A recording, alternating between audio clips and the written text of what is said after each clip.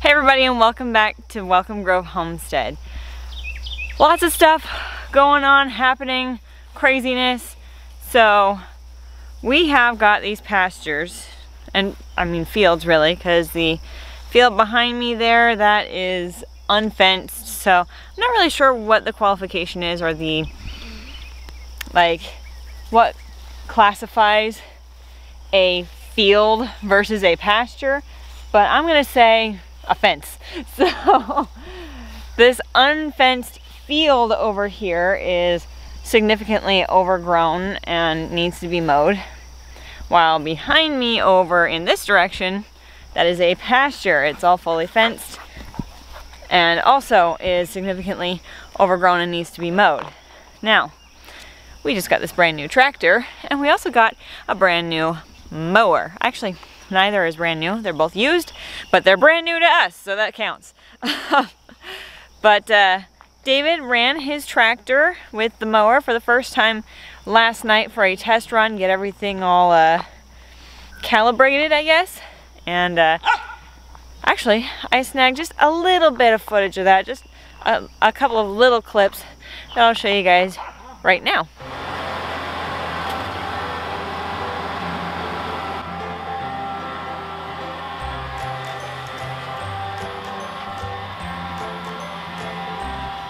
Isn't that so impressive? Like, here I'm walking over now to the mowed strip that he did last night, and check this out.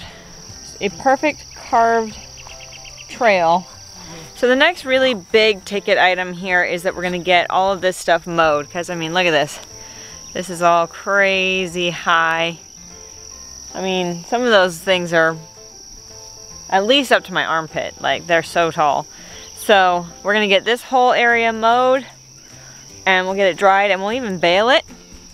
Now, it doesn't make the best quality hay, but a lot of cattle farmers will actually buy this hay for wintering their cows. So we're gonna be able to keep some, but we'll be able to sell some of it. And the same thing over here on the opposite side with our pastures. Now, the composition of the pasture grass is different from what we just saw over there. That area, so like when we say that we have 50 acres, technically speaking, David and I bought a 27.5 acre property, while my parents bought the next door property that's 26.5 acres. So they're combined together, but they were separate properties. And the property over there was not used. It's been a little neglected. Now, the people who used to own this property actually leased the neighboring property a long time ago, and they used to grow hay on it, but it hasn't grown hay specifically for a long time. So, but that's all right. We're gonna make changes. We're gonna decide what we're gonna do with it long term, but for now, we can use it. So, all right, now we're over here in the pasture.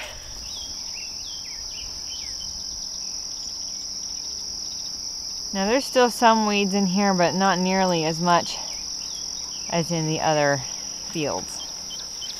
But you can see there's some flowers coming in.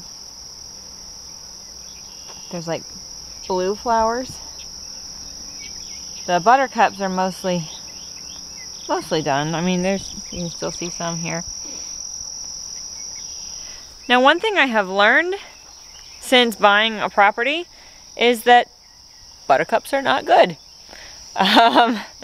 Buttercups are actually toxic. They cause blisters in the mouth of an animal that eats them. And actually, if the animal ignores the mouth blisters and keeps eating them, it'll do the same thing to their guts and can kill them. But typically, animals just avoid it because it's unpleasant to eat. So, while it being present in a pasture isn't necessarily a bad thing, it's not great when they start taking up a large portion of your pasture, because that's taking out valuable grazing. But I thought that was very interesting, was that, oh, You mean those beautiful little yellow flowers that it's like, oh, you see the cows in the beautiful pasture with the beautiful yellow flowers, aren't they so happy? And then you see, like, you find out that the yellow flowers are actually like, oh, they're toxic. You actually kind of don't want those in your pasture. It's like, oh. But that's all right. We're gonna work out some sort of management. There's just nothing we can do about them at this point in the season. They are better dealt with actually before they bloom for the year, because they just reseed as soon as they start opening the flowers. So we will work on eradicating some of it, or I guess just controlling it and getting it out of here. But this field is going to look very different very soon. Or sorry, pasture. All of it. The fields and the pastures are going to look very different. Oh, Gideon, do you love the tall grass? Now this copse of trees over here, I have learned the proper pronunciation. I don't like it though. I think it's uglier than copse. But anyway, this copse of trees over here has a spring that does run through it. I have not been in there since the grass got so tall. But, oh man, it is pretty. Now this particular pasture has been just that, pasture. When we bought this property, it actually had 6 horses on it, and there's actually 2 other fenced in, I guess they're actually fenced fields. Those were hay fields, so they are a little bit more controlled, I guess, than even this. They were not seeded this year with fresh seed, but I mean everything that is in there grew from volunteer seed that fell from last year, because just last year it grew fescue hay. So a lot of it is going to be fescue again. So we're going to mow that and get that baled as fescue. And so yeah, we're going to have to figure out some sort of system on the main pasture versus the hay fields versus the wild field, because all those different hays are going to have different compositions and different nutritional values. It occurred to me as I'm walking around and doing all this that we still haven't showed you guys our barn. Would you like to see the barn? Let's go see the barn. So this is actually approaching from the back of the barn, because that's the big opening that you see in the other videos. So we're coming in from the pasture and around to the back of the barn. This is an old like little cattle chute that they use for loading cattle. They would just kind of put some like boards here and back the truck up in and put the cows through here and get them in there. It's a little beat up, a little worn down. I have no idea if it's still usable. This is a ramp that leads into the old milk room. Actually, this is their exit ramp. The entrance is on the other side. So the cows would go in. Ramp is right over there. The cows would go in, they'd go in there, and I'll show you guys in there. It's really a mess though. We haven't had any time to go through it. They would get milked, I think like 4 at a time is how many stalls are in there. And then they would come out this door. And then they would come out into the barn slash pasture. A lot of this barn was used for hay storage. It's not really designed for housing animals so much. There's sheltered areas in here where animals could like get in out of the elements. But I mean, there's a little bit of work that has to happen on the barn here. There's a hole, but generally speaking, a lot of this barn stays pretty dry. So the hay has been stored mostly on the opposite side here. But let's see, walking over. This here is the entrance to the milk room that the cows would go in. It's all been boarded up over the years.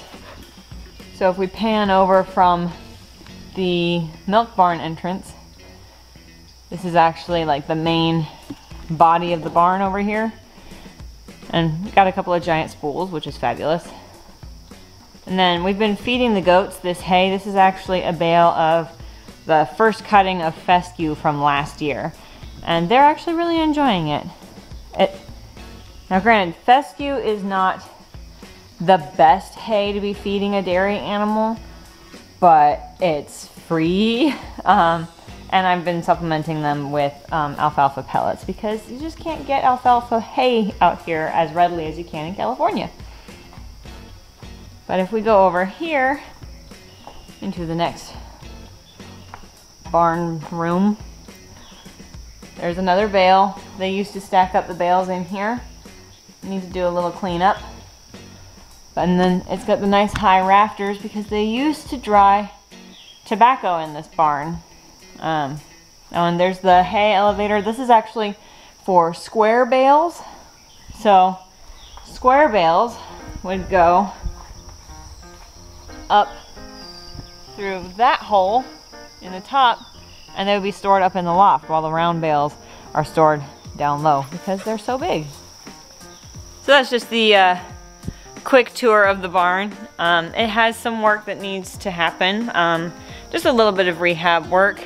Replacing some rotten wood, patching a couple holes in the ceiling and the roof. But overall, it's a pretty sound barn. And we were told by Randy, our neighbor slash seller, that the amount of bales that we're probably going to get off of our pastures is probably going to be around 200 round bales. And that's going to be a lot of hay, so we have to see how much of it we can store in the barn. So it's a big thing that we're just trying to sort out now, trying to figure out between the different barns that we have, how much hay we can store versus how much hay we're going to need to sell, because you just don't want to keep it out in the elements. It's got to be kept dry. I almost forgot to show you guys the milk barn. It's right over here. So here's the milk barn. It's got some work that needs to happen, but so this is where the cows would come in, and these gates used to move. I don't know if they still move. Haven't tried, but you can see there's 1, 2,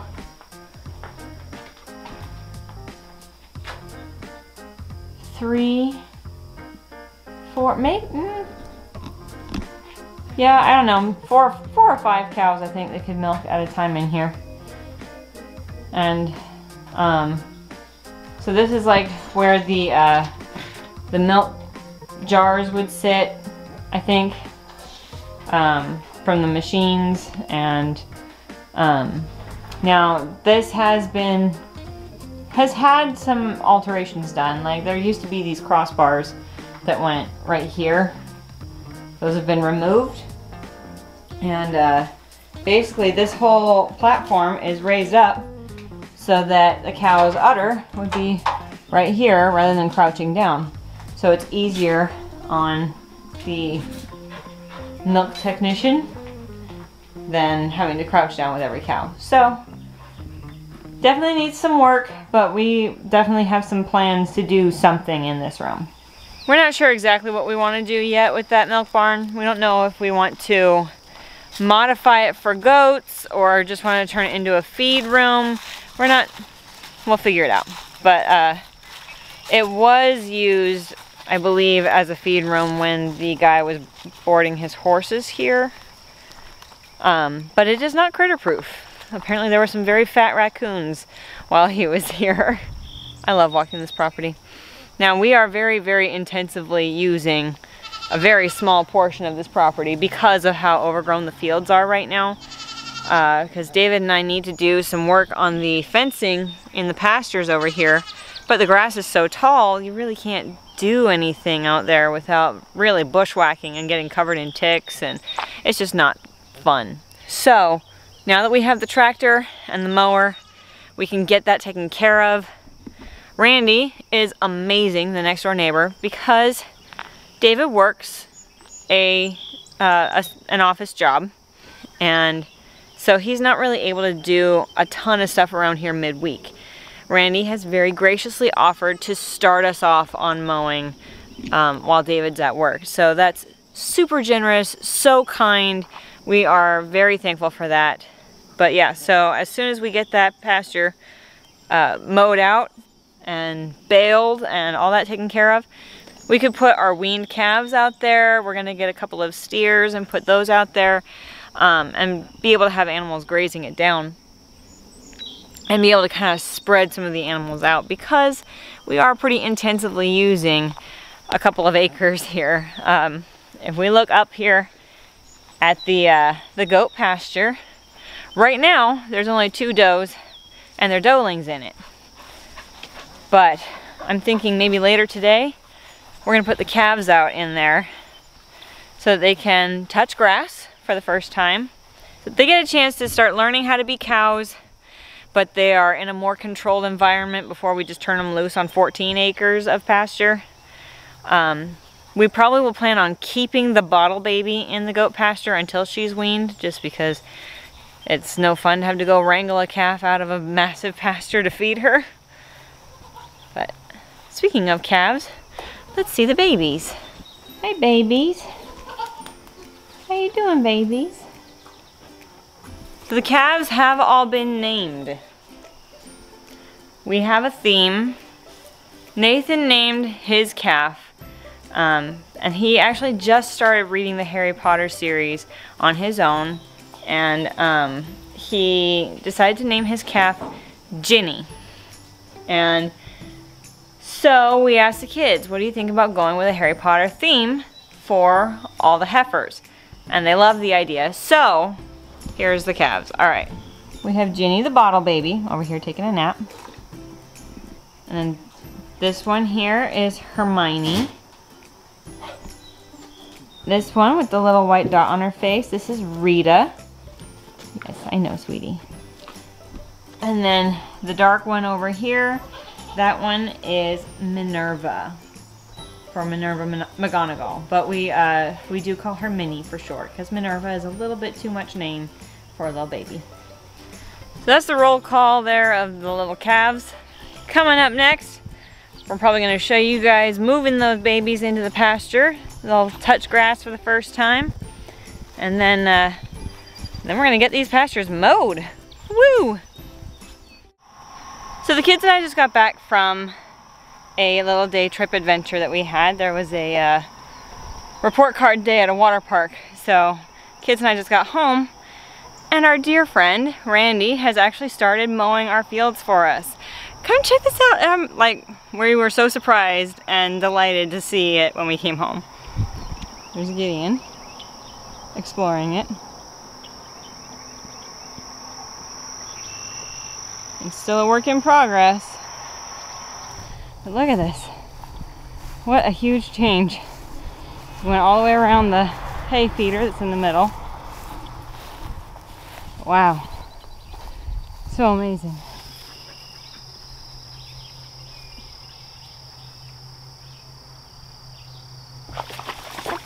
That dog there is Teddy. That's Randy's dog.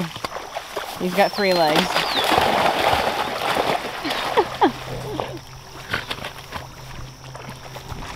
Oh my goodness, look at him go.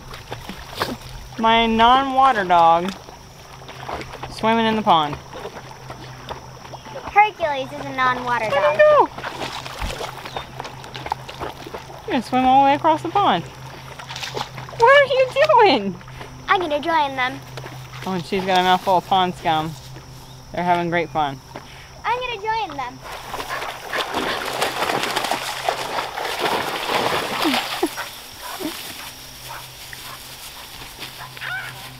Living his best life.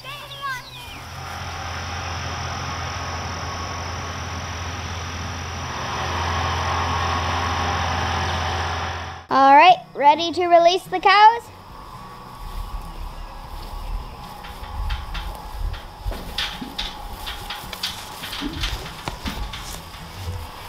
She's looking so happy. Look at her go. Sprinkling? Yep, it's starting to rain. Easy. How you doing? Oh, look at that Calvin. Oh.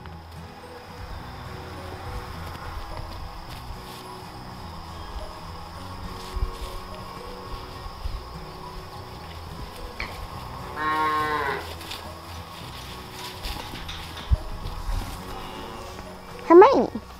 There's Hermione eating grain. There's her licking her behind. And there's her just standing over there. She's cute. Well, we got these calves moved into the pasture. They are loving it. They're frolicking and romping and having all kinds of fun here in the late evening. Look at those babies run.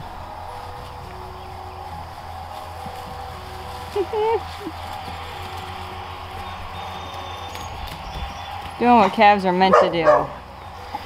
Meanwhile, David has been playing with his new toy, aka the tractor and the mower. So he was hoping to get that main pasture mowed, like finished this evening. I don't know. I don't know if he can do it. Let's go see the progress he's made. Well, he's definitely made some progress.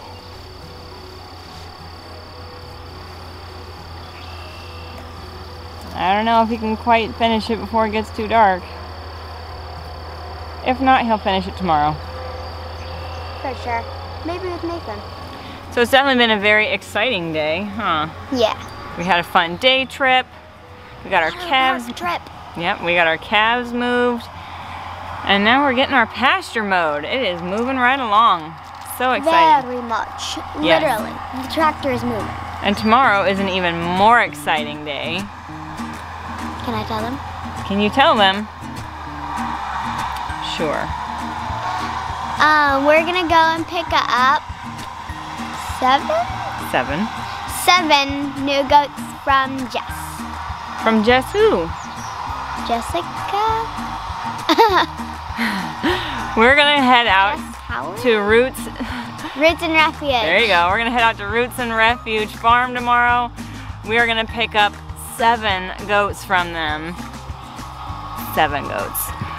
4 of their does and 3 doelings along with them. So it's gonna be pretty busy around here. They will be going in the goat pasture. It's gonna be a little crowded for a very short period. The calves we're planning on moving out as soon as possible into the big pasture, except Right. maybe for the little calf who's still on a bottle. And I don't know what her name is. What's that? Not Cal. What's that goat that makes a little milk? His name? Well, I think we'll show them which goats we're getting tomorrow. I gotta tell you, one goat makes a gallon of milk This is gonna be on a one side. very big change for us, goat milk wise, because our little bitty girls are only giving us a quart a day between the 2 of them. So it's gonna be Over a crazy. gallon. Gonna be getting a lot of milk. Anyway, that's all we've got for today. We're on to new adventures again tomorrow. New adventures. As always, this is your country nerd Country nerd. with a herd, With a goat herd. with a very soon to be much larger goat herd. Cow, soon to be chicken, turkey, pig, dog herd. Menagerie. Yep. You can grow where you're planted. Like on a farm too. Like on a farm. Pretty cool.